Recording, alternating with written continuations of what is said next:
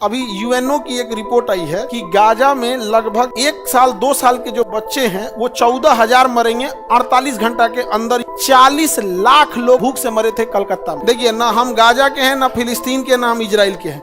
बस हमको ये आपको आभास दिलाना चाहते हैं कि आज हंटर कमीशन 1919-20 का जलियांवाला बाग के लिए था।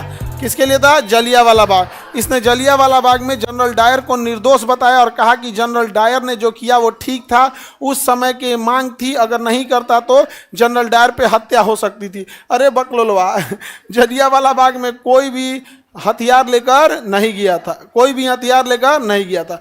दुनिया में सोचिए, ये अंग्रेज सब की बात बताते हैं। अभी यूएनओ की एक रिपोर्ट आई है कि गाजा में लगभग छोटे जो बच्चे हैं 1 आध साल वाले, वो लगभग मरने वाले हैं 48 घंटे के अंदर, लगभग 5,000 के आसपास, 14,000 के आसपास, 14,000 के आसपास मरने वाले हैं। जबकि उनकी खाना की सप्लाई क्या कर दिया गया? रोक दिया गया। देखिए, ना हम गाजा के हैं, ना फिलिस्तीन के, ना हम इजराइल के हैं। बस हमको ये आपको आभास दिलाना चाहते हैं कि आज मीडिया इतनी ज़्यादा है, सबके हाथ में मोबाइल है, सब कुछ है।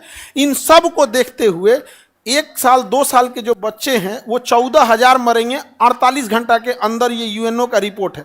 हमको इस सब से कोई मतलब नहीं है। बस हम आपको ये आभास दिलाना चाहते हैं कि ये अंग्रेज जब भारत में रहे होंगे, उस समय ना मीडिया था, ना अखबार था, ना यूट्यूब, ना मोबाइल, ना कुछ। कितना भीषण अत्याचार किए होंगे सब। 40 लाख लोग भूख से मरे थे कलकत्ता में। 40 लाख लोग भूख से मरे थे। उस समय जो था वहाँ का गवर्नर, वो यह बोलता था कि मैं जब ऑफिस जाता था तो कुछ लोग मुझे सड़कों के किनारे भूखे तड़पते मिलते थे, और जब मैं ऑफिस से आता था तब तक वो मर चुके रहते थे। तो ये भारत पर कितना अत्याचार करके गए हैं, आप इसकी कल्पना नहीं कर सकते हैं यहाँ पे। तो ये जलियांवाला बाग हत्याकांड को सही ठहराया। जबकि मदन मोहन मालवीय के नेतृत्व में एक मालवीय कमीशन का गठन किया गया था, और मालवीय कमीशन ने कहा कि जनरल डायर का जो कदम था एकदम निंदनीय है, इसने उत्तेजना में ऐसे डिसीजन को लिया था। समझ में आ गया कि नहीं आ गया? तो जनरल डायर को एक मालवीय आयोग ने दोषी ठहराया, मदन मोहन मालवीय आयोग ने, और हंटर आयोग ने निर्दोष ठहराया।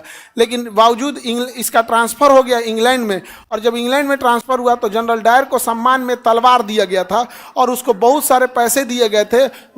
उस समय 1200 पाउंड, आज भले 1200 पाउंड का वैल्यू नहीं, उस समय करोड़ों रुपए थे, और उसे बंगला दिया गया था। लेकिन यही बात जब अखबार में छपी तो उधम सिंह ने 20 साल बाद गए थे बदला लेने, 1940 में, और जनरल डायर तब तक बुढ़ा गया था, पहचाने में नहीं आ रहा था कौन है जनरल डायर। ना कहीं उस समय यूट्यूब कुछ होता नहीं था कि दिखा जाए, तो जाके पूछा जनरल डायर कौन है, तो उसी के बगल का एक आदमी बोला यही तो है जनरल डायर। तो पूछा जनरल डायर, कह रहा यस यस, धाए धाए धाए जा यहाँ पे। ये था मर्द इंसान। एगो था हमने यहाँ नाथूराम गोडसे, वो बूढ़ा को मार दिया, बूढ़ा आदमी को जाके मार दिया। नाथूराम गोडसे मर्द थे तो जाते उधम सिंह की तरह मारते, नहीं समझे? जिन्ना को मार देते। अरे उधम सिंह जैसा एक आदमी और रहता, जिन्ना को मार देता। जिन्ना के मरने से हम लोग को कुछ फायदा होता या ना होता? आज वहां पे जी रहे 24 करोड़ लोग की जिंदगी एक इंसान की तरह जीते सब, आज सब के सब आतंकवादी बन गए। कितना बेचारों की तकलीफ होती होगी, जिंदगी अजीब हो गया है। लड़की लोग समझो, पाकिस्तान में 4 शादी करना फैशन है। जैसे अपने यहाँ आज के टाइम पे कोई 2 मोबाइल रखता है तो कोई उसे बुरा मानता है? नहीं।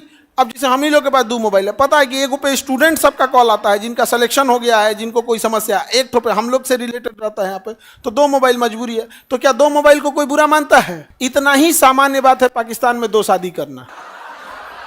4 को तो ऐसे हो जाते हैं यहाँ पे।